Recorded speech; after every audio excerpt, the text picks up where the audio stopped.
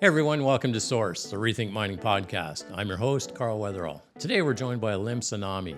Alim's really cool because he's not from the mining industry. He's actually a serial entrepreneur. He's developed technologies and companies outside of the mining in the digital space. And today we're going to bring together his insights on digital and mining and where we can go from there. Let's get into it. So, hi everybody. My name is Carl Weatherell. I'm the Executive Director and CEO of ReThink Mining, otherwise known as CMIC, and the CEO of ReThink Mining Ventures. And today on our podcast, we have Alim Somani. He's one of the digital experts at Hatch, leading a lot of the digital work at Hatch. And Alim, welcome. Thanks for having me, Carl. So Alim, my understanding is you're not new, or you're not from the mining industry. You're relatively new to mining. So can you give me a bit of background on where you come from and what you've done? Yeah, I spent most of my career running my own business. I ran a company called Infusion. Actually, just down the road, we started off just at Adelaide and Spadina. And we were a digital professional services organization. We did a lot of custom software development. We did a lot of design work as well, and graphic design, and we had an agency, but we primarily focused on the financial services industry. So we were actually headquartered in New York. Canada was kind of our nearshoring, center.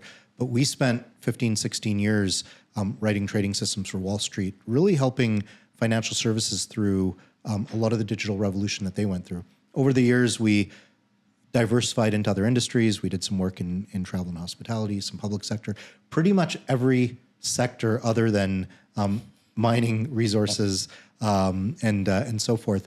And I sold the business about 6 years ago to a company called Avanade, which was a Microsoft and Accenture joint venture, and stayed there for a few years. And then I got a call from Hatch, and been here for the past 3 years. Wow, that's cool. Now, it's really, I'm always curious because your financial services, digital, as you just said, nothing to do with mining, yet now you're in mining. How did you make that quantum leap? I'll give you a slightly longer version. A few years before I sold Infusion, I was in Singapore for my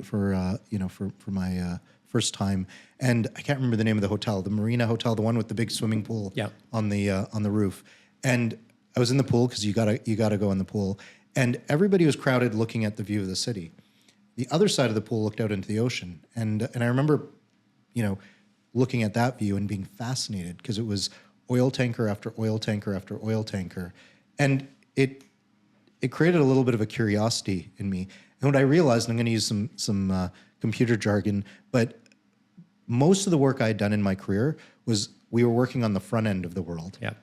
The back end of the world, what really got everything working, I wasn't that exposed to. So it maybe opened a little bit of a curiosity, for me. And so when I got the call from Hatch, and I learned a little bit about what Hatch was doing, a few things resonated with me. One, I'm a Canadian and I'm a proud Canadian, and I'd spent most of my career doing work out of Canada globally, but for industries that weren't overly Canadian. And so I thought that fascinated me and drew some curiosity. Two, I believed that for the most part, whatever I'd read in resources and specifically mining, it was a very data-rich environment, but because the locations tended to be remote, I saw a huge failure in the professional services organizations in the IT side in serving those industries.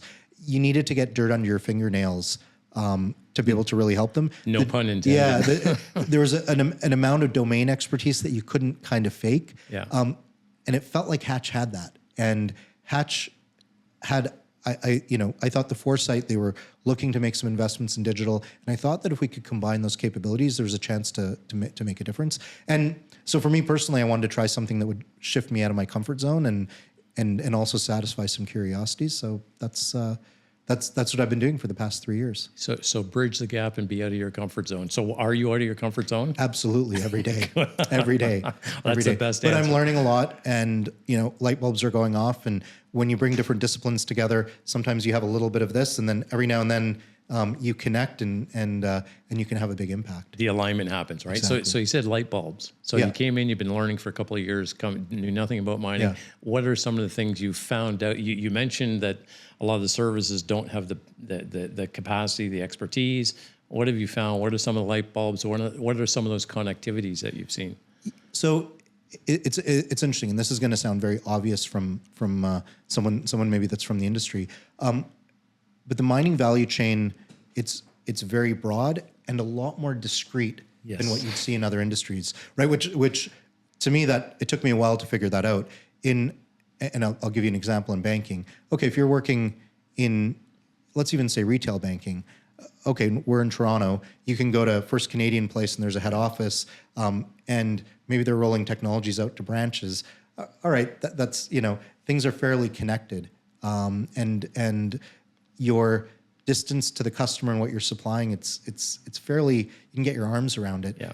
Here there are real physical barriers, and totally different processes. Yeah. And there's and even the way projects, the duration of projects, right? You spend time looking for a site, then you spend time building out the site, and then you hand it over to someone that's operating. There's a lot of discreteness that happens in between, and when you have discreteness in a value chain, that creates inefficiencies and opportunities to improve things. And discreteness in data, because you said it's a data-rich environment. Exactly. Are you seeing there's a massive barriers between the different data sets that are... The amount of data loss or data, and not even loss, but just data that's not being used. Yeah. And data sounds very jargony. Information and knowledge, right? That's being lost, and context that's being lost is a lot more, I would say, noticeable here or predominant here than in other industries that I've been involved in. This is what we've seen at CMIC as well. We actually did a business model for the industry and produced a layer. What are the business decisions that you're making at each point? Yeah. Then what's the different data that you're looking for at each point, and then finding out that they're disconnected and decisions made here should actually be made here. Yeah. But it's a bit of a challenge to get there. And we're also hearing too that some folks are saying, you said data rich, other people would argue, well, we don't have enough data, especially when you're talking about AI. Yeah. That's a big buzzword now, right? Is AI, artificial intelligence. Most people don't know what it means, but it's data rich, but. Yeah, so prior to coming into Hatch, one of my pet peeves in the IT consulting industry was I thought there was a big push around these massive data transformations. Yes. And I think it was overdone. Yeah. I think there's a lot of people that were pushed to transform their data, and you need these massive data lakes, you need to pull everything together. And it made a lot of consulting companies and a lot of professional services companies a lot of money. Yeah. And then people ended up with these vast amounts of data, and the time to value was too long. It doesn't mean we don't need data, and it doesn't mean we don't need to pull it together. I think in the mining industry, it's the same thing. Sure, there could be some more data, there could be some more sensors and information. I think there's a lot of data there, and if you just start with, how do you start with the data that we have? Do the right people have it at the right times? And it's not just a technology issue. It's not just a digital issue. It's a people and a process issue. Yeah. Right. So and you and I have talked a little bit about this. If you're in the mindset and your job is to dig out as much ore as possible, and I'm running the processing facility, and my job is to increase throughput, but we're not connecting, and our KPIs are different.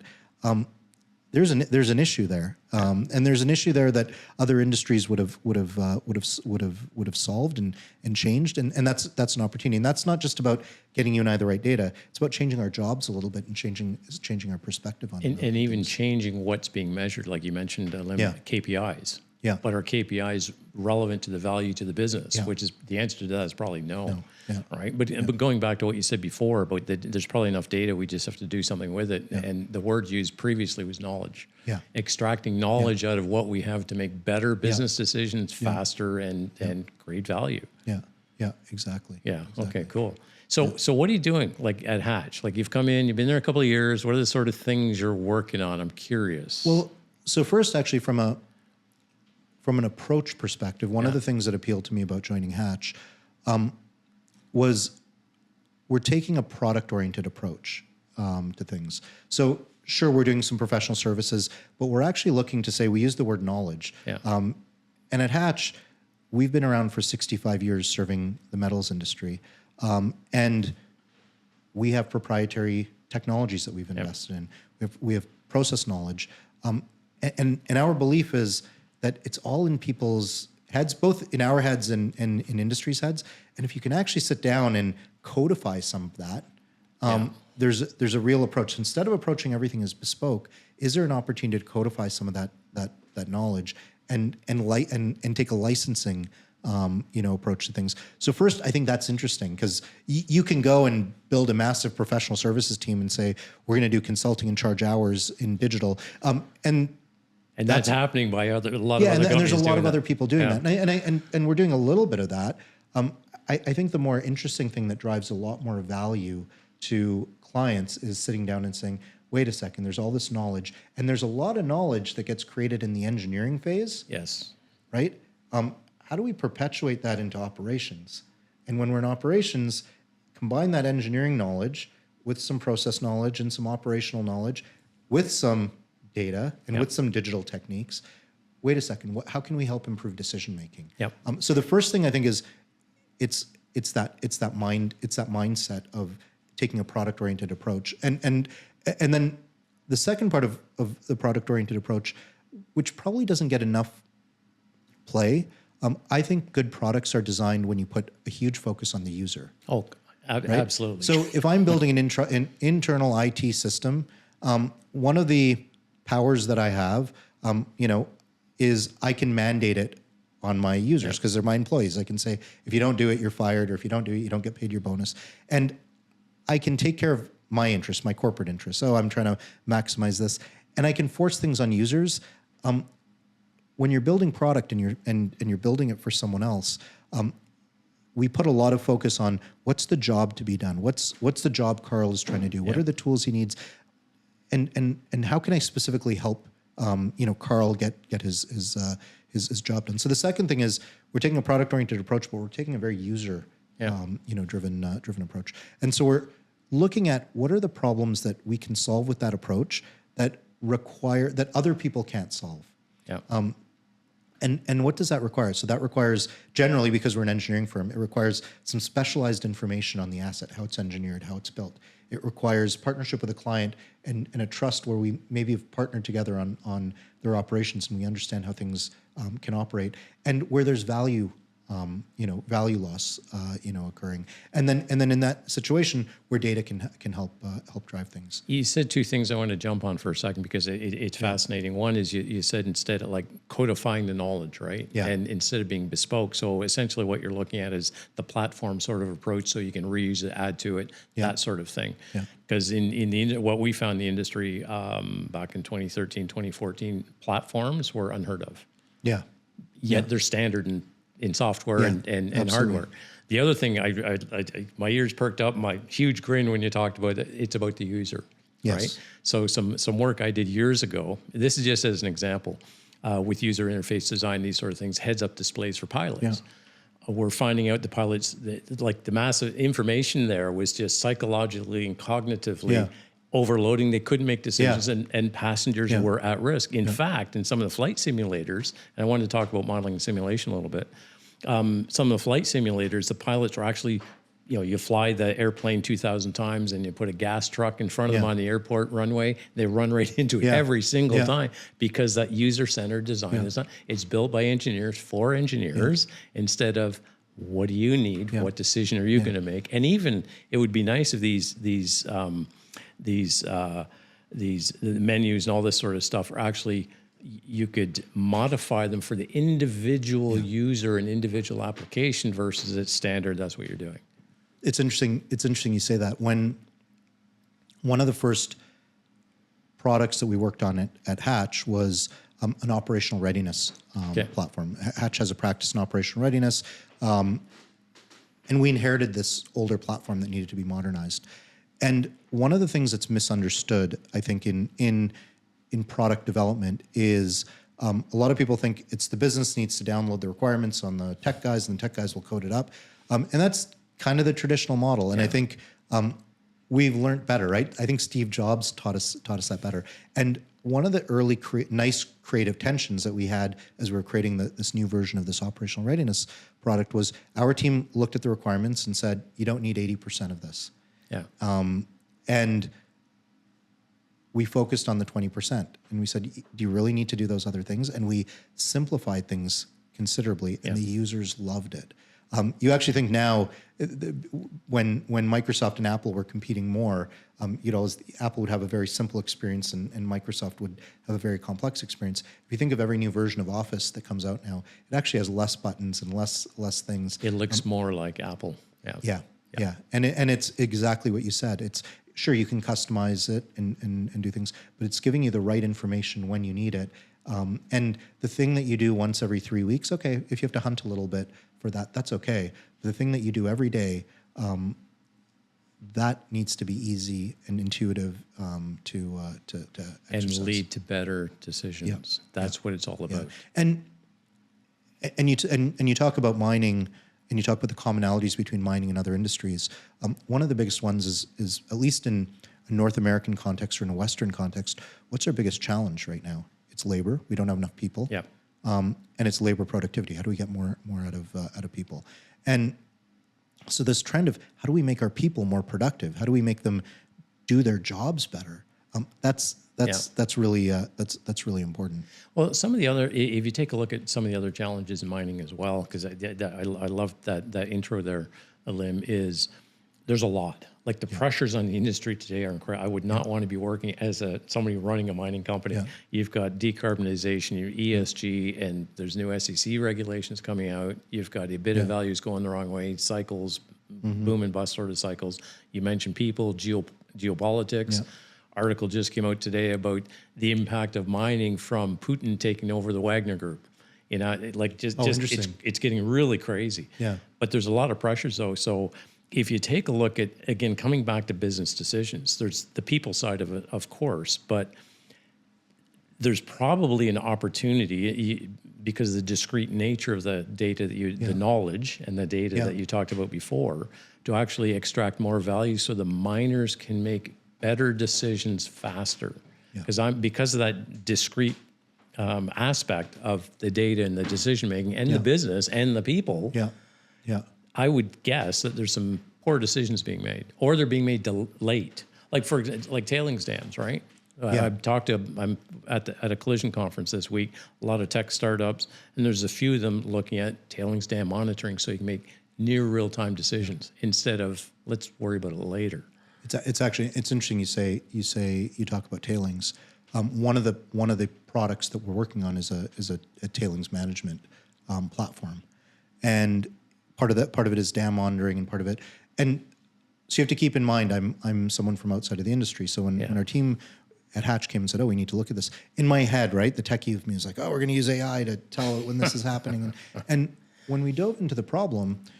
One, we realized, once again, I'm saying something that's going to be obvious to someone who's been in the industry for a while.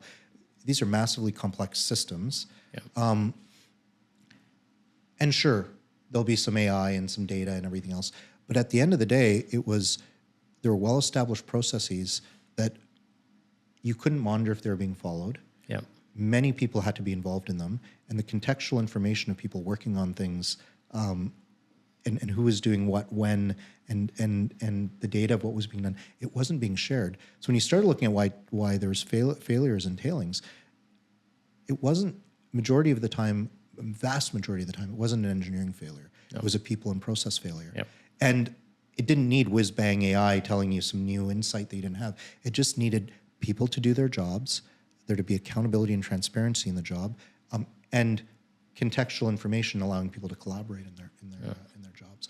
And if you start with that, which to me is, maybe being from other industries is very, very basic.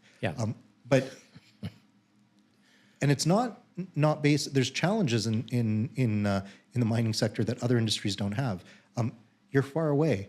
You're in hostile environments in that using it's you're not in a beautiful pristine office tower getting everything. So there's there's a lot that can be.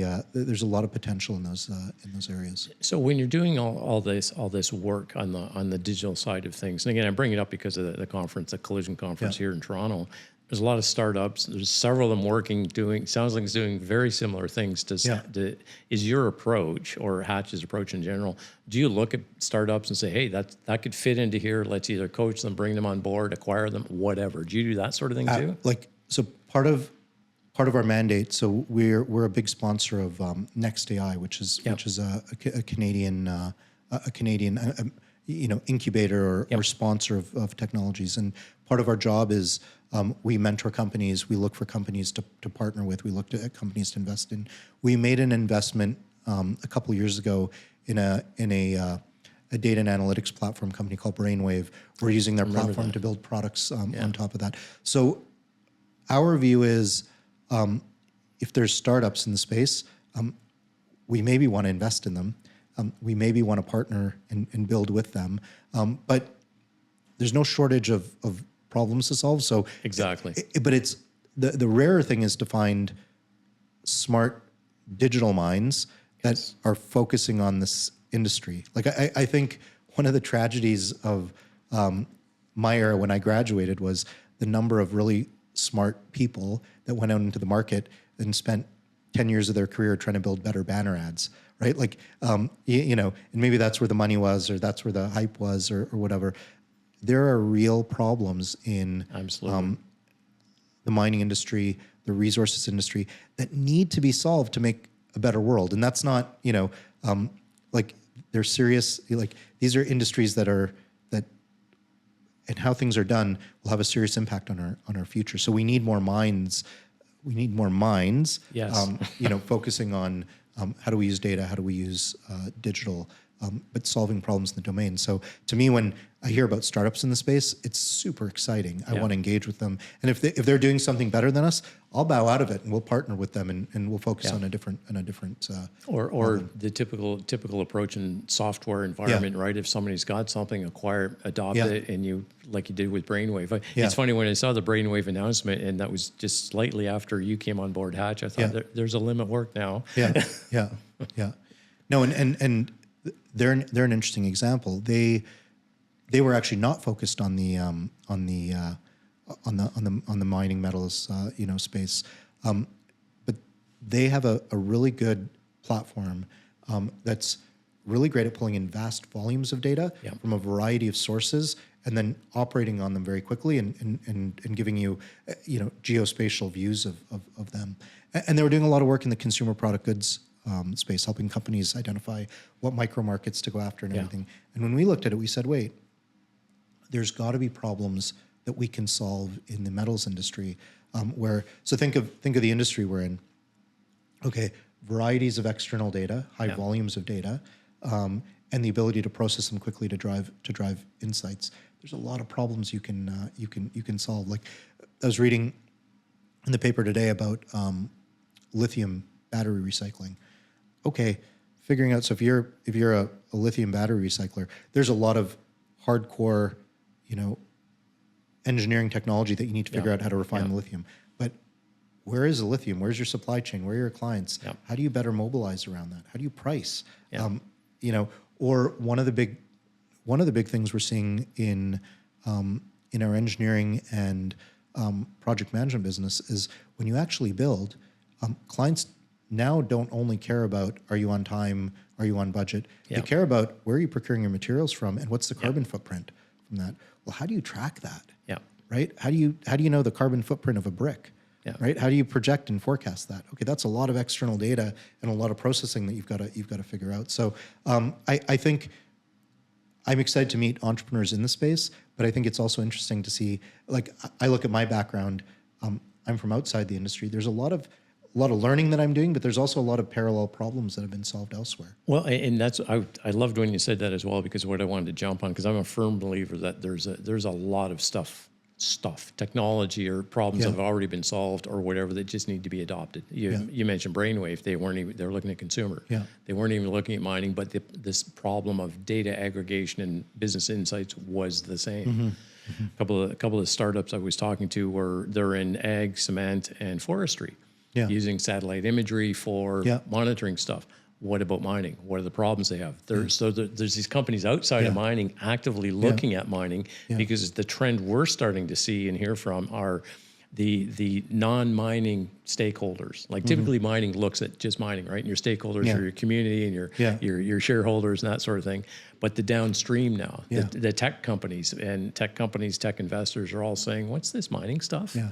Maybe we should be looking at mining and solving some problems. Maybe we should looking at mining and helping develop some technology. So I'm curious to dive into that a little bit more about your thoughts on the relevance of technology or people outside of mining to solve mining challenges, digital or otherwise. So when I think of the team that I'm building right now, it's probably 50-50. Yeah. And maybe over time it'll veer a little bit more towards having more people from the industry. But I think we've got to bring in some outside discipline in thinking, specifically for me around productization. Yeah. And that product-oriented thinking, and the use of data, and the use of platform architectures. Yes. And that's that's been, for us, a lot of, as we started standing up the team, initially it didn't look like the progress we were making seemed kind of slow. It's like, oh, that's all you've done. And now we're starting to see an acceleration because we took time to build the right building blocks that could be reused over and over again. And that's a little bit novel in this space. Well, and you said something before that kind of aligns with that. I'm trying to connect a couple of dots here. Is the bespoke nature.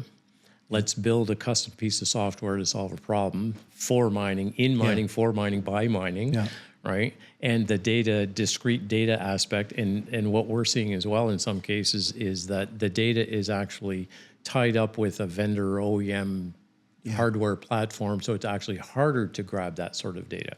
There's been startups that have actually built devices to plug into buses of trucks to get the data and make it available to the operators. But in terms of building platforms and looking at things that are relevant to the entire industry, data access, it's one of the areas that other industries have. I don't want to say cracked. It's an issue everywhere, but have progressed a lot further.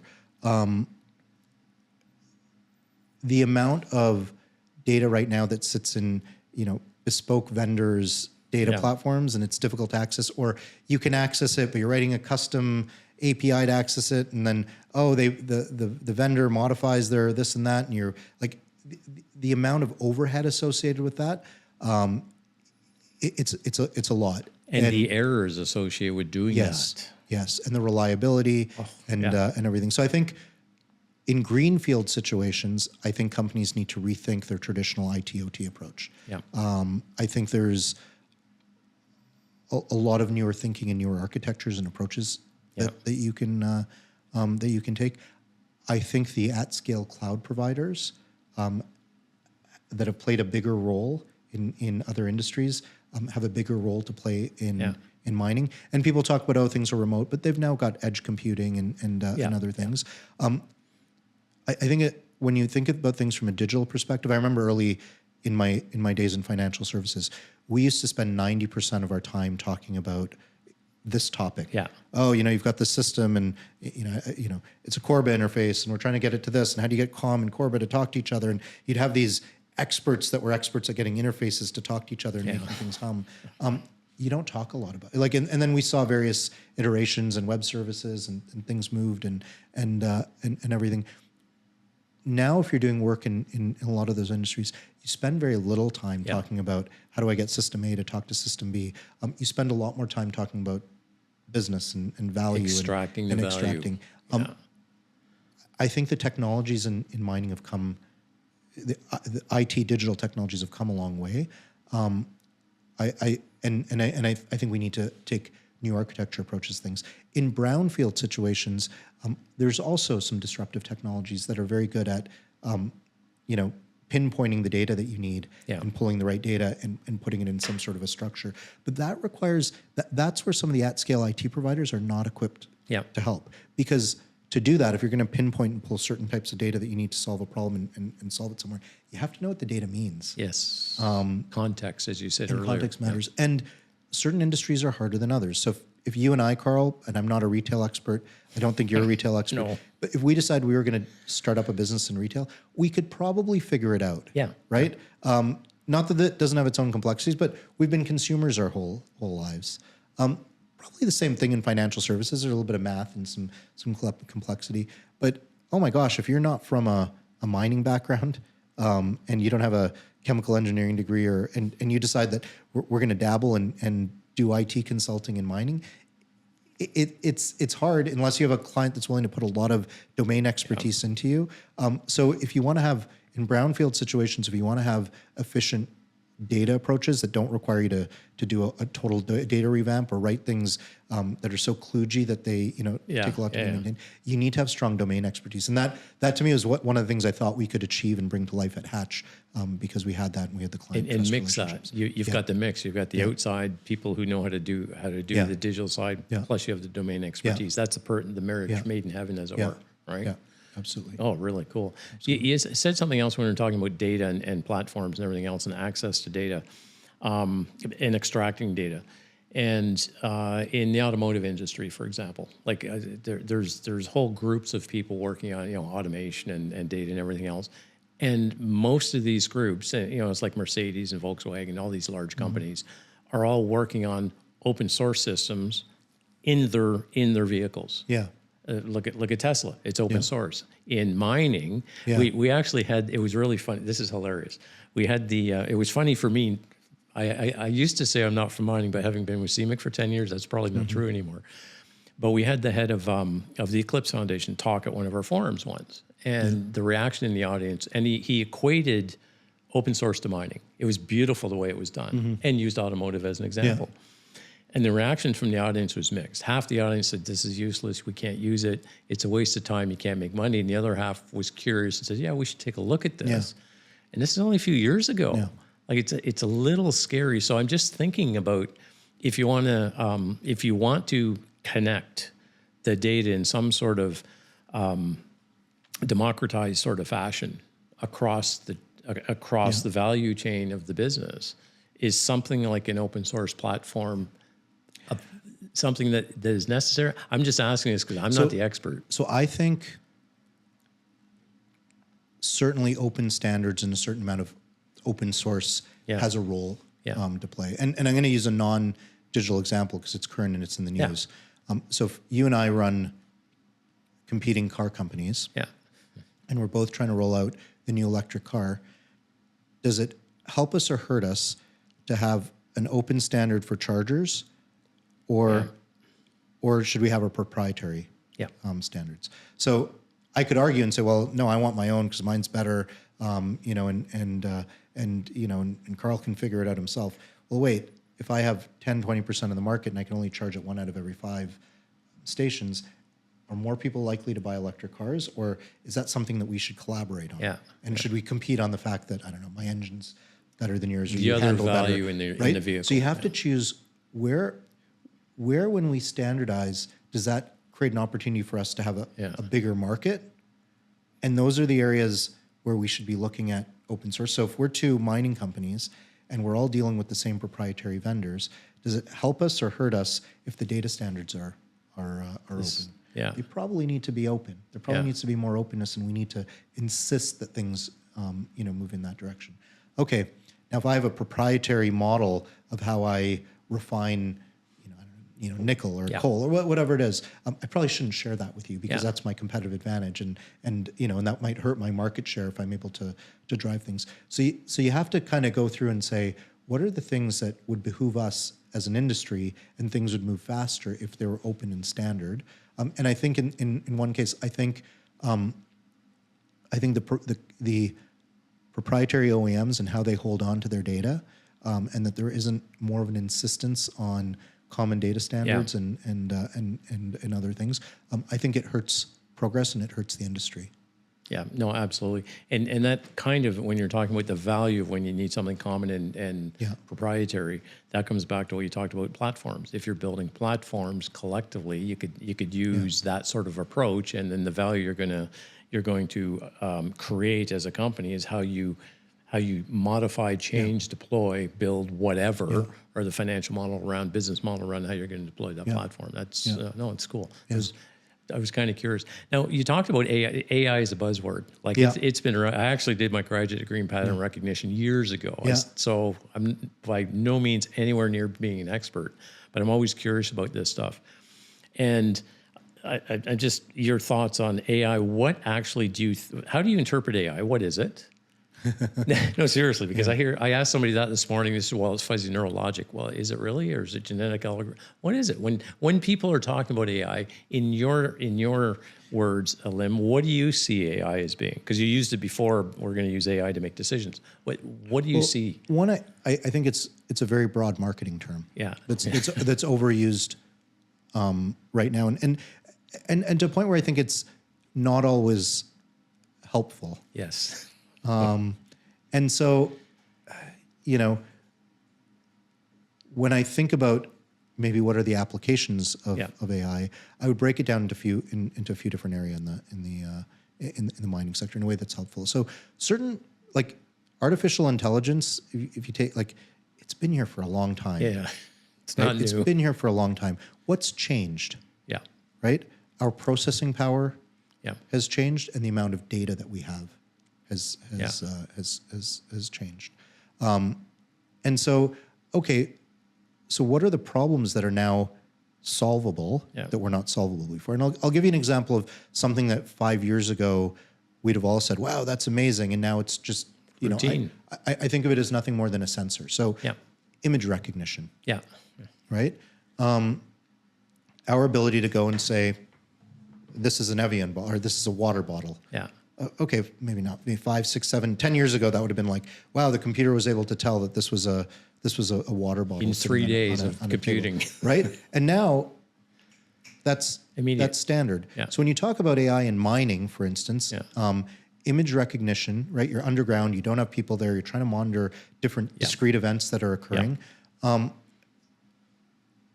There's applications of AI. Yeah. I don't think it's productive to say applications of AI in that context. I think we should say there's computer vision recognition system. Exactly. And that's not an application. That's a sensor. Yeah. Yeah. Right. So we've created a sensor that can tell, how many times the shovel put dirt into a bucket. Great. That's interesting. Did it use artificial intelligence? Were there neural networks? And yes, but who cares? Doesn't matter. Right? It's a decision or accounting. It's a decision. Yeah. So I look at something like that and say, okay, there's some maturity around that. Yeah. You can now train these vision-based systems to recognize certain events. Okay, I view that as a sensor. The interesting thing is now that we know there's a water bottle on the table, right? Or the truck has put X number of buckets of dirt in the receptacle. And it did it 10 times, but yesterday it did it 12 times. Okay, why is there a difference? What does it mean? Yeah. Those are the systems when you go and you say, okay, so now how do you bring people together around that information? What are the decisions that we need to make better? How do we improve productivity? That's interesting. Yeah. To me. And of value too to the company. Yeah. So the other area where I think there's a lot of people talk also a lot about machine learning. And actually, when I came into this industry, I was like, oh, there's data, we're going to do machine learning and everything. I actually think one of the biggest opportunities in the mining space is around machine learning. But before you even get to that, there's a whole host of problems as we dive. And the reason I think it's machine learning is applicable, if you think of the complexity, specifically in some of the assets, right, the processing assets, the number of variables that there are, the ore grade, the temperature, this condition, that condition, and the ability to look at that data and look at outcomes and calibrate to that, I think that's hugely powerful. And there's a lot of opportunity, and because incremental improvements can drive such a big financial return, that's a super exciting area to explore. Now, I think there's a lot of before you do that, there's a lot of things that can be done. Like we're one of the areas we're exploring right now is we're building digital twins, which I know everybody talks about digital twins, but we're building process twins for Hatch Technologies. So for some of our our furnaces in the metal space, and as we started looking and going through the exercise of where's value lost, one of the things that I learned is there's a lot of opportunities to apply first principle models. Yes. That are in people's heads or on their notebooks and everything that aren't being applied. So before you go and do all this crazy machine learning, wait, let's take what's in the postdoc's head who's been doing it for 50 years. Let's actually see how we can apply those models, apply different models, and then you can look at machine learning to tweak it and see if you can get better and everything. So I think there's a big opportunity around machine learning. Sorry, one other thing. I think that when you take a step back from process twins and you look at system twins, there's also an opportunity for AI. But before you get there, how about do some modeling? How about do some simulation? How about do some optimization? There's all those other data techniques that you can get to before you get to AI. And they're all encompassed in what I'm seeing is everybody's throwing this under the umbrella of AI as a marketing play and everything else. And funny, a number of startups I was talking to this week were saying, we're adding AI to our platform or our technology or our software. It's like, whatever. But something you just said was really, really curious because you tied the start of the conversation to where we are now. AI, the discrete nature, and digital twins. So it's really, I find it amusing in some cases. The industry's come a long way in just a couple of years, but I've asked a couple of people, what do you mean by digital twin? And some of the experts in the industry couldn't describe it. They couldn't describe what it is. And what I was really interested, Alim, in what you said was the discrete nature of the digital twins, right? Because ideally, I'm just going to hypothesize on something because we talked about business decisions and how things are discrete and not connected. If you take a look at the aerospace industry, we mentioned this before, they design, build, and fly an airplane thousands of times before they spend a cent on a rivet. The mining industry, we don't do that, right? We don't really do that. So I'm just kind of curious, is there an opportunity in your mind to take this discrete nature of the business and the discrete digital twins and actually start connecting them? Like it comes down to connecting the data layer, connecting the twins, so you can actually get to a place where you're operating a mine and new technology comes in. It's kind of like BIM in buildings, right? Business information modeling, that sort of thing. You can feed it back to change and refine your models and all these sorts of things. One senior executive in the industry I talked to about 5 years ago, he was really excited by this because his approach was, and we want to bring in financial data and financial markets into our models to actually make better business decisions. So I'm kind of curious where you think your experience, but also what Hatch is doing on the digital twin. Is this a place the industry can go? So short answer is yes and absolutely. When I first joined Hatch, though, one of my pet peeve terms that I would hear was digital twin. I thought it was way overused. And in my experience, when we built digital twins before I came into Hatch and I'd seen them built, I thought they all fell into two categories. And I'm not a skeptic anymore, so I'm sharing my evolution. But I am a skeptic to a lot of the digital twins that are out there. I either thought there was a lot of digital twins that deployed quickly and added very little value, or there was a lot of digital twins that just cost a ridiculous amount of money. And I didn't. Once again, kind of like AI, I thought it was a market. There was meaning underneath it, but it was being thrown out as a marketing cost more money than value it produced. And one of the big things we're doing in Hatch right now is actually focusing on digital twins. But we've sat down, we've broken it up, and we like to say there's 4 types of twins. The first one is you have an analytics twin. Which, you have an asset or even a system of assets, and you're exposing data in the around the asset. That's important, right? When we talk about integrated operations and people making decisions, you need to have the data that you need in that moment.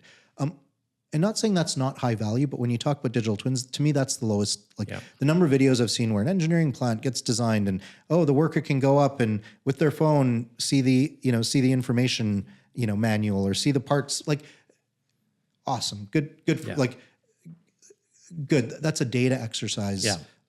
And it's an information management exercise and great that they show it on whatever VR glasses, but the value is that it's information at your fingertips. Yeah. And not that there's no value in that. That's not earth-shattering value, and it makes a good video. But that's the first piece. Then we say, okay, there's an asset twin, where when you're actually working with an asset, and specifically around preventive maintenance, Yeah. right? Hey, I need to understand. I've got lots of assets deployed. I've downtime hurts me.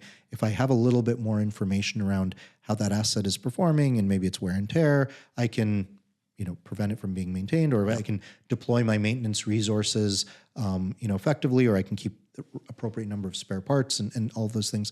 So there's that aspect, and there's a lot of value around absolutely. that. But be aware there's a specific type of problem that you're solving. So just to interject for a second, Alim, the aerospace industry was working on that 20 years ago. Yeah. It's been deployed 20 years ago. Yeah.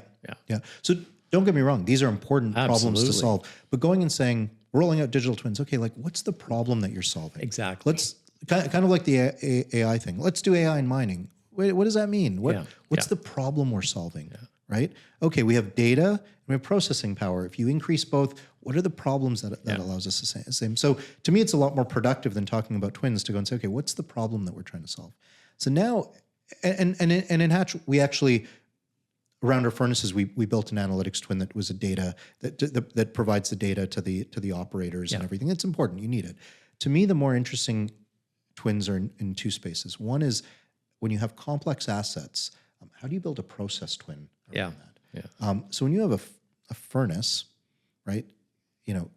Very high temperatures, corrosive conditions inside, and it's your main asset that's driving processing, and you're losing value. And operators are making decisions. Where are the places they're losing value?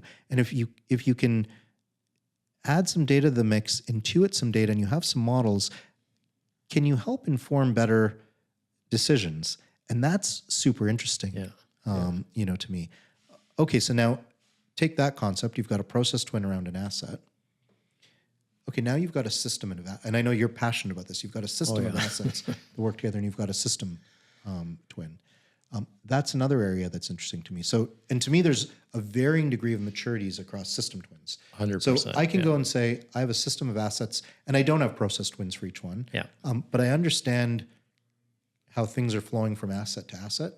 Okay, we can model that. How do we optimize that? So one of the problem areas that we're solving a lot is helping optimize smelters and helping drive that. And that requires you to build a system twin. Yep. And there's all sorts of different problems that come into play that you can help solve and with different techniques up to AI, right?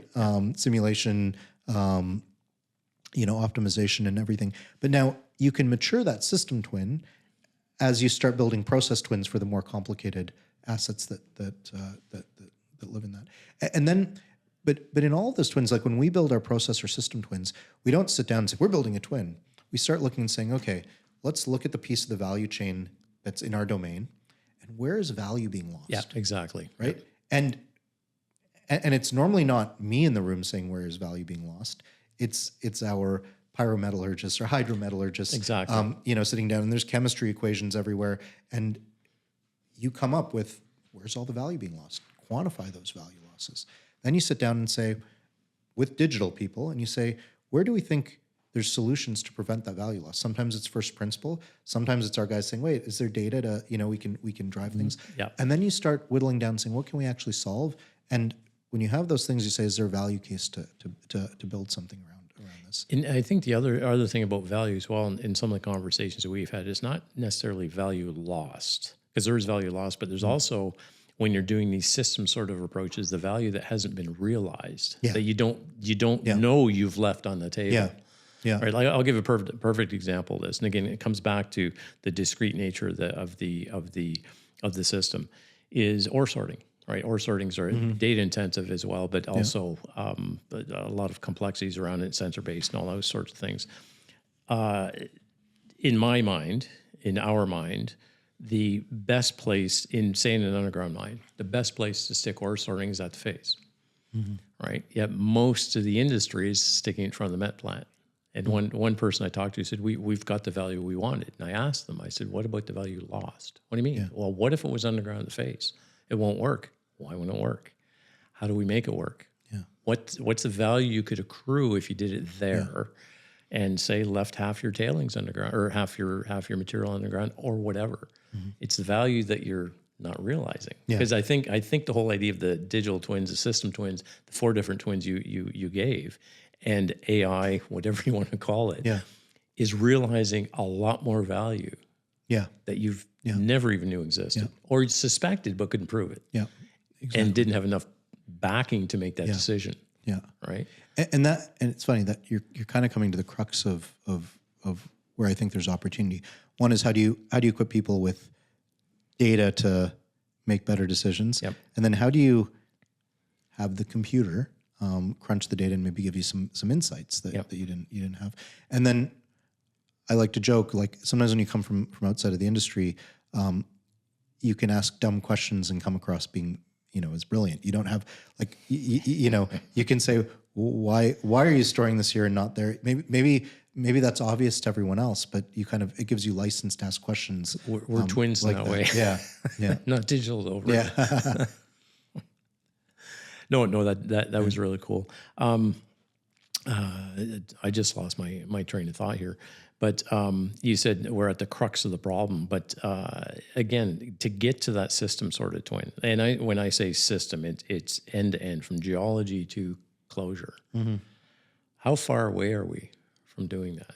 Do you think? And do you think it's? I know it's possible, but how far away? What do we need to do to break that down?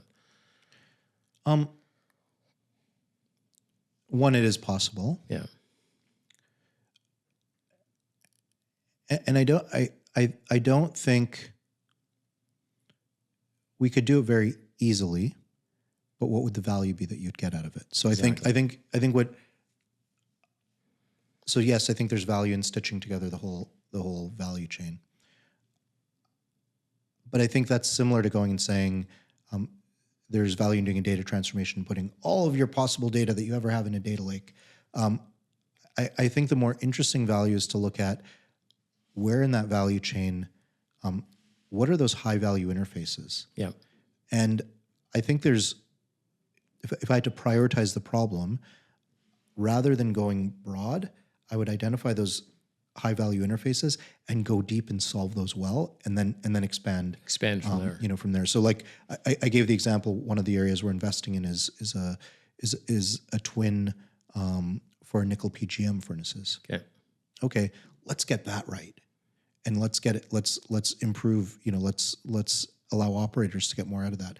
Wait, now you've got an asset twin. Okay, what are the interfaces that touch that? The connectivity. And so I think rather than going broad first, I would go deep. Now, doing that requires modern data platforms so that you're not, sometimes if you don't have a good data approach and you just solve a point problem, okay, then you've got to go through a whole data exercise to get the next piece.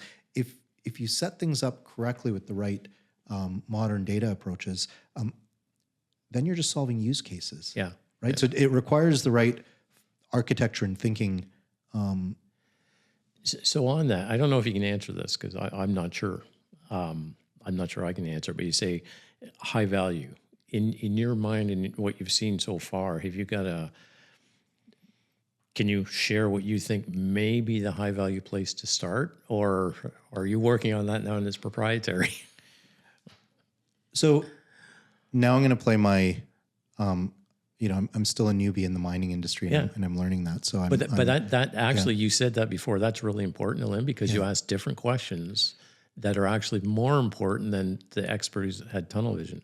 So one of the areas I was asking a colleague this in the same space, saying, okay, because when I came in, I was like, what problem? Like, what problems? What are the big problems? And someone gave me the advice and said, look, when you look at the mining industry, and they simplified it for me. They said, you dig a big hole and you've got an amount of ore that you've got to drive it. There's a business case around it. Yeah. And if you and I have separate minds, our investors have backed different business cases, and our job is to perform to that business case or exceed it. Yeah.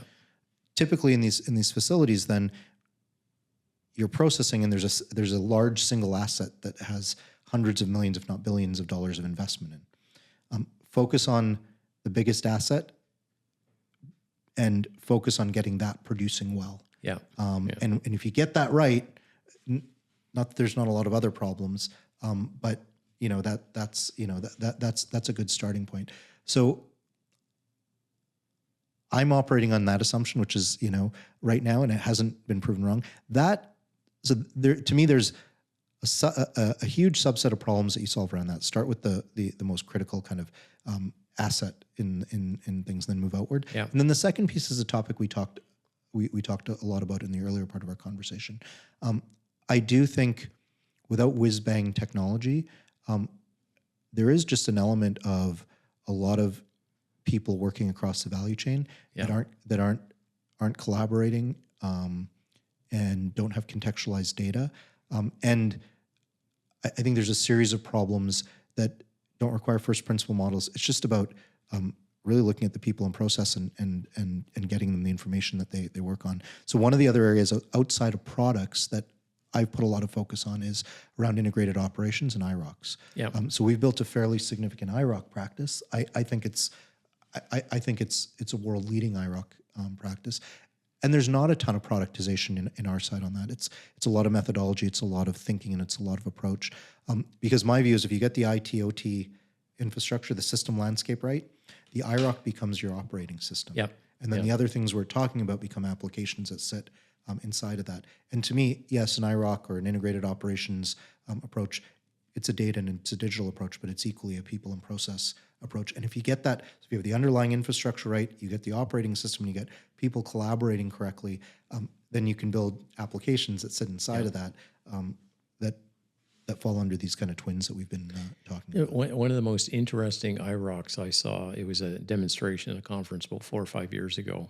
And it was fascinating for me because it circles back to part of our conversation before, it was the first case that I had seen where the people that built the IROC, the person leading the project came from the aerospace industry, and they had a psychologist and a cognitive scientist to help build the interfaces. Yeah. Are you using those same sort of approaches? Actually, it's funny you say that. When our leader, who's leading our IROC practice, when he put his strategy deck together and he was looking at, okay, where do we look for inspiration? NASA's approach was the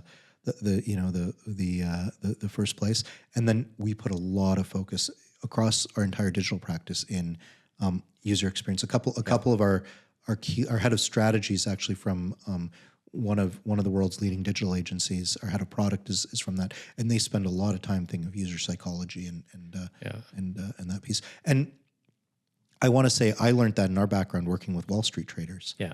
Right. That the data would show up on their screen. You didn't get any kudos for that. No matter how hard that was to make happen, that was table stakes.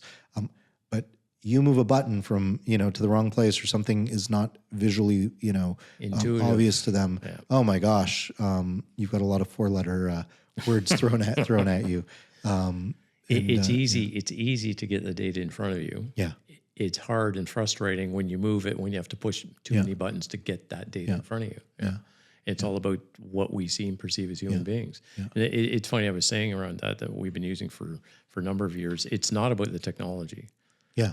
It's about the people. And you said the same thing. Absolutely. Absolutely. So, and something else, part of this conversation too, which is interesting, is if you take a look at, you use the term whiz-bang technology, right? I love it. But if you take a look at some of the topics we've been talking about, if you take a look at those sort of things, like the whether it's the software algorithms, like neural networks and stuff, AI, that's not new. The first paper in the backpropagation algorithm came out in the 70s, for God's sake. And the guy who wrote it, co-authored it, lives in Toronto, which most people don't know. He was speaking at the conference here today. But a lot of that stuff already exists. We talked about lots of data that are coming off machines, and I like what you said, Alim. You don't need all the data, and that's stuff like system on chip, so you can actually do pre-processing on chips. So you're not getting you don't want all the raw data. You want to pre-process it, right? And there's some of the analog digital converters already do that, but you need at a different level to get the metadata almost to start. We talked about psychology and cognitive engineering, and even some of the models that you use in the financial businesses and digital and everything else already exists. And that's kind of marrying old with new, right? Like old as in mining industry with new, which is technology. Yeah. And it's almost, I noticed we both have these remarkable tablets. Yes. Right? It's I think we should say this podcast is sponsored by Remarkable, yeah. We'll have to go talk to them. Yeah. No, but the interesting thing about this is it does exactly that. Yeah. Right? Because you're bringing in, like, people recognize you learn by handwriting. You don't learn by typing. You learn by handwriting. That's where it comes in. Yeah. And by using technology to do this, you learn, and you can do things that are intuitive, but you can still save it and use it digitally instead of having piles of, in my case, legal pads or the binders. Yeah, precisely. Right? And I think, and I don't want to de-emphasize my own excitement around technologies like AI, and I think we're certainly working on them, and they have a place. I think the bigger innovation right now, though, in the mining industry, and what we're trying to bring to life in Hatch, the hard part, it's the disciplines coming together. Yes, absolutely. Right? And so that and I actually find some of these overcharged marketing words end up being turnoffs and inhibitors for collaboration. So if I talk to my colleagues at Hatch and I'm like, ChatGPT and large language models, and we got to do this, and it's going to change the world, they turn me off. Yeah. And they might like, that's really interesting, but I don't understand that. Yeah. And so I think if we look at how we drive change in the industry, we've got to focus on what are the problems that we're going to solve. Yes. What are the problems that we're going to solve, and what are the techniques to solve them, and how can data help? How can computing power help? How do we organize people? How are we aware of people's jobs? Yep. And how are we aware of their processes? And if you start with those things, and you can then introduce these techniques to help, and those are more useful approaches. No, absolutely. And what you said before about the people in different disciplines, getting them to work together. Yeah. Because if you look at it, if you look at the disciplines mining typically focus on, there's some people with PhDs in computer science are joining mining companies. That's all good, and people are building companies are building analytics teams. That's all good. But in general, they go to mining schools. Yeah. And how many mining schools work with a computer science department or the systems engineering department? Zero. Yeah. Zero. Yeah. There's a fundamental problem going backwards. Yeah. And then if you want to recruit somebody from with a computer science or systems engineering degree or a electrical engineering degree, whatever it is, a non-traditional discipline, you're competing with Google and Apple. Yeah. There's a really, really neat example on a project we did a couple of years ago. It was fascinating. It was really fascinating. A friend of mine a colleague friend of mine who ran the center, we chuckled about it. So it was with a company looking at oil, just simple analytics. Yeah. To crankcase oil and transmission oil in big trucks, right? Okay. We have lots of data. It's going to be hard. And rather than going to the high-priced consultant that was $500,000 to do that stuff, we went to a university group that has all of the software and the postdocs and the PhDs with all this experience. Spent a couple of days talking to the engineers in the mining company, and in a couple of days, basically had the work done. It took longer to negotiate the contract than it did to actually come up with the results. But the really, really fascinating thing about this, there are two things come out of this. And they weren't even targeted. And this is the whole power of taking a look at extracting knowledge from data. Let's find out, we don't know what we don't know, right? Yeah. And the interesting thing that came out of that was the maintenance schedule for the two oils one was 5,000 kilometers, one was 10,000, right? So you take the truck off 10,000 kilometers, you change that oil. You wouldn't change the other one. You'd schedule them separately, even though it's scheduled to come off at the same time. You'd schedule it separately. Yeah. So there's 33% savings in just identifying that and recognizing that they also found that you could actually extend the life of this one oil by 3,000 or 4,000 kilometers. So you can actually do it all at once. So Yeah. the savings there is massive. But the point I was making is that by doing some fundamental analysis on these discrete data sets, you can actually learn quite a bit about what I like to call the interrelationships between data that you don't know there's an interrelationship, or there are insights you're going to extract from it that you're not aware of. Yeah.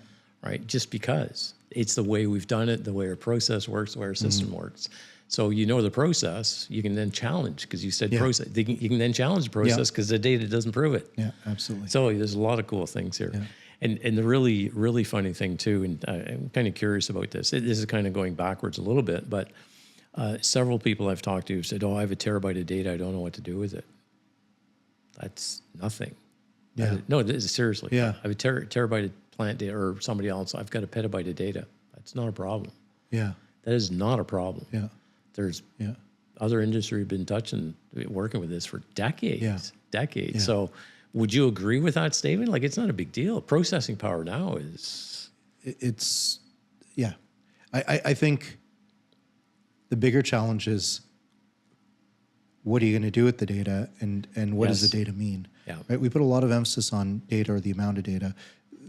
And this is a perspective of someone coming from a digital background who thinks the digital pieces are easy and the other parts are hard. So to me, the hard part's not how do you store the data, how do you process the data. The hard part is, what does that data mean? Yes.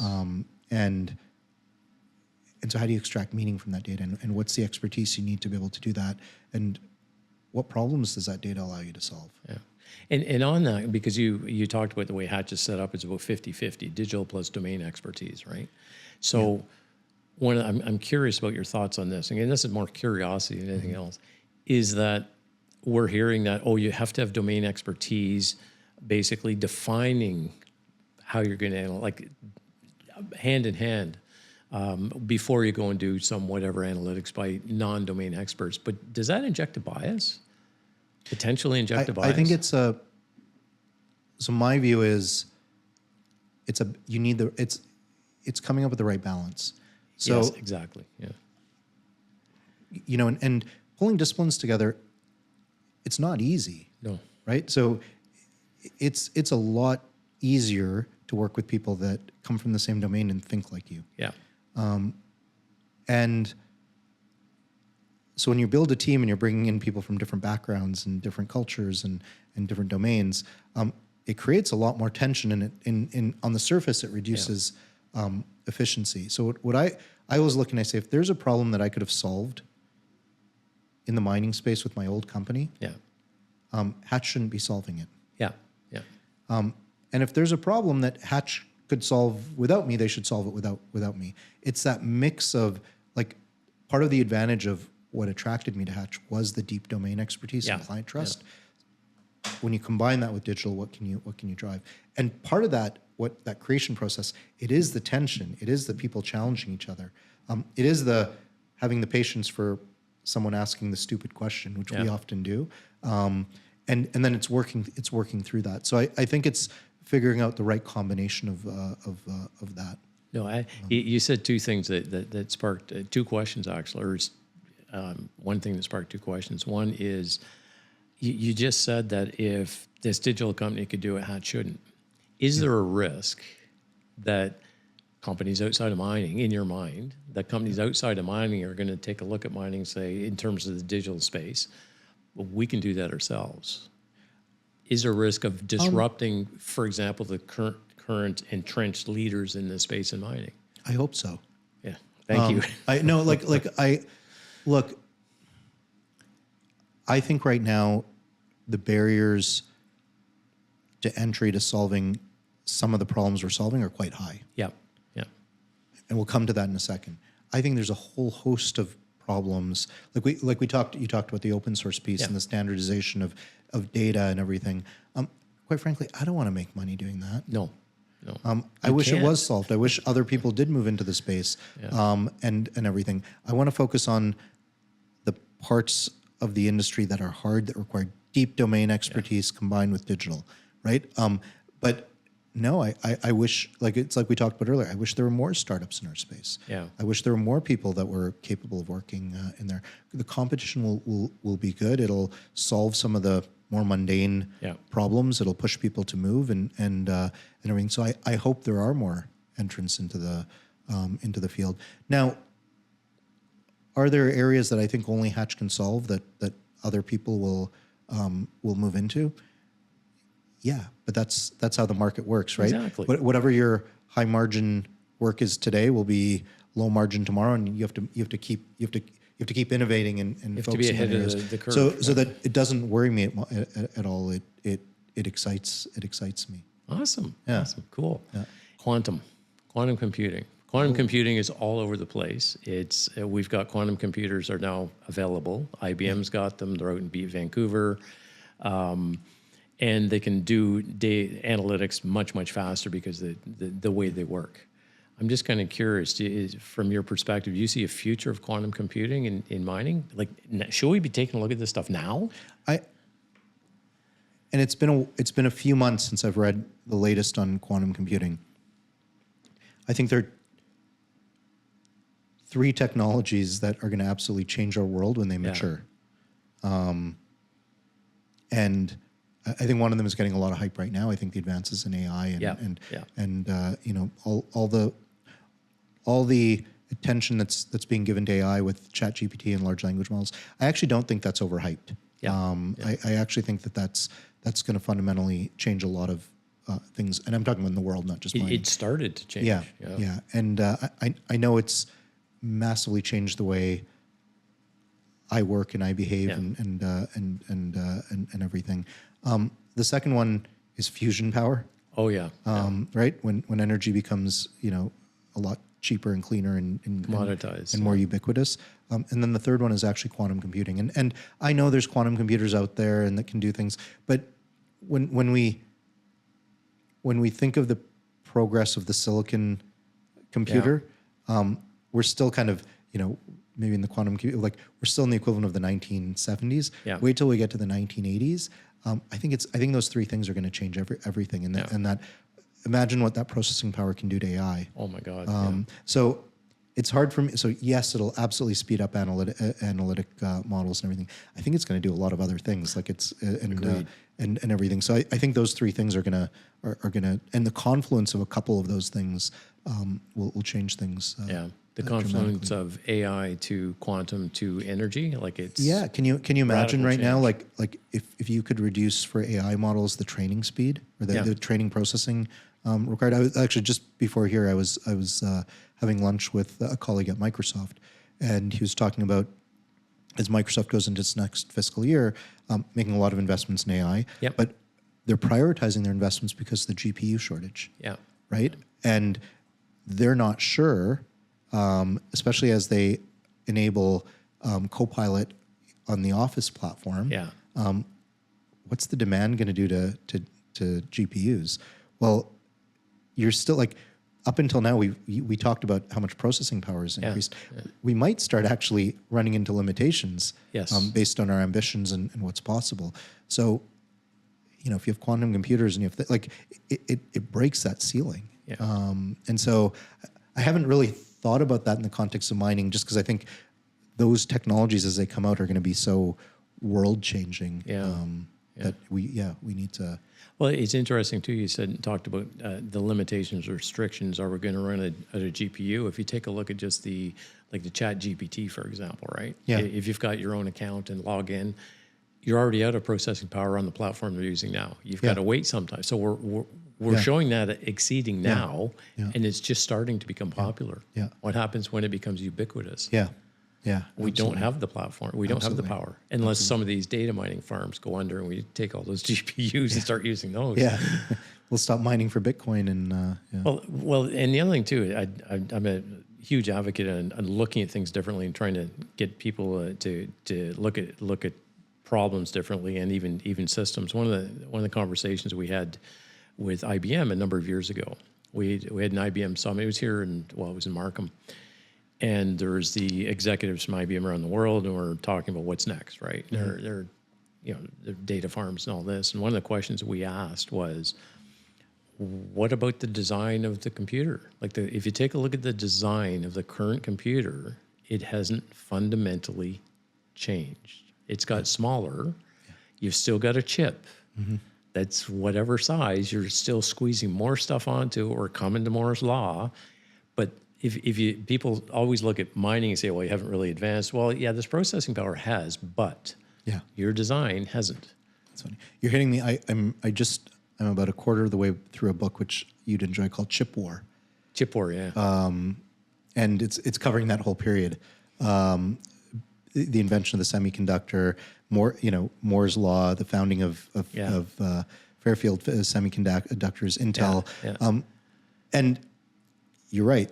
And actually, we're just at the part where they're coming up with the concept that having a reusable computer instead of a recyclable computer. Instead of a specific computer for every problem and relying on the software level. But it's been a huge feat of engineering. I think one of the biggest feats of the past 50, 60 years is the ability to shrink transistors on chips. So not taking anything away from that, what's next? Well, exactly. And there was a couple of things that came out of that. And again, part of this discussion, we're looking at energy pull from large data farms. So the question was, why don't you design a chip or design a computer that has net zero energy? What would that look like? So change that. As we run into Moore's law or get there, quantum is going to potentially change that. We think, we're not sure. Let's see if we can accelerate quantum so you don't have to worry about these things. And the power draw is I think, is less. I'm not sure. I'm not an expert in that sort of stuff. But all this stuff it's starting to collide, right, and come together, which is it's really cool, really exciting, really cool to see. The thing is, they all connect. If you look at it, all of it connects together. All of it connects together, and the opportunity in mining is absolutely phenomenal. What's really key, and I'm going to hammer on this again, is that I'm seeing, and I'm sure you're seeing this too, we're seeing more startups in the digital space that are asking the questions about what's this mining stuff? Come and talk to me, right? Which is really exciting to see, because that's an issue, right? The issue, you said people, hiring the people, well, let's get them coming to us. Well, and it's interesting the way the narrative in the world has changed, right? Before, even me growing up, I would never have thought I'd be in the mining space, right? Like mining was, and even until 5-6 years ago, it's coal, it's dirty, it's this, it's that. Wait, now it's lithium and it's cobalt and it's electric cars and it's electrification and we need to figure out a way to do that, and that's a limiting factor. And if we can't do that well, we can't have the future that we want. And part of that is the discourse or the marketing or the pitch of what mining is about. You know, people say, what business you? I don't say mining. We're not in the mining business. We're in the transformation business. And mining is in the planetary transformation business. That's what mining is about. And the more people understand that, I think, and one of my hopes, because it was eye-opening for me to be in this industry, is that I hope there's a certain naivety, I think, that people have about we live our lives and it's easy to criticize certain industries, but I don't know, you want a car battery, you better like mining. You like steel, you better like you better like mining, and we better work and put our best brains into figuring out how do we do it in a way that's clean and sustainable, otherwise there's not much of a future. Well, and if you take a look at that too, if you take a look at mining is one end of the supply chain down to like an Apple computer or an IBM or whoever, AMD, Intel, who builds chips. If you take a look at the impact downstream, like the monetization of the aluminum, the silicon, all the stuff for mining is trillions of times more than the miners get. There's a couple of interesting people that are looking at that problem. Right. We're getting criticized for it, and you're making all the money. There's an inverse relationship here. But as I said before, these downstream folks are starting to get closer, which is comforting and scary at the same time, and hopeful. Right. So it's kind of cool. Alim, this has been absolutely fabulous. This was a lot of fun. This conversation. This was great. As two people who are non-miners, I know we talked about a lot of. We'll see what the viewers and the viewers think. Well, there's people that are going to get upset. And the way I look at that, if people are upset, good. You Yeah. hit them emotionally. If you hit them emotionally, they're going to question it. They're going to hate you, or they're going to say, right? Yeah. We got, and this is what I experienced at CMIC at the start. Yeah. We got a lot of like, who are you? You know nothing about mining. Why are you doing this? This is wrong. They get all emotional about it, and now they're the biggest advocates. So I guess the only thing I have left to say, Alim, is that we both must be remarkable. Sponsored by credit to our sponsor. I could not resist that. But I will say this. I think the work that you've done and that you're doing, it's important, not just for the industry. I think it's important for Canada. Yeah. Like if you think of what are the 5 or 6 things we do exceptionally well in Canada, mining is one of them. Yeah. We're leaders in the world. Our ability to raise financing and think things through. And we know in Canada that we have a productivity gap. And so putting our, doubling down on our strengths and doing what we do really well and pulling smart people together there to innovate and to commercialize things, that's important work. So anyways, it's good to be able to be here with you and have this conversation. It was great, and I'm going to pick up that Chip War book and read it. Yeah, absolutely. Love this stuff. Yeah, you'll really enjoy it. You'll really enjoy it. I can't reach. I know. Alim, this has been fabulous. Awesome. Thank you. Thank you, Carl. Thank you for tuning into Source. We hope you'll learn some valuable insights and really cool information about the mining industry and especially how it impacts our lives every single day. You want to stay tuned to what we're up to and the really cool innovations that are going on every single day? Connect with us on our social media channels, LinkedIn, Twitter, or at our website, rethinkmining.org. Until next time, catch you later.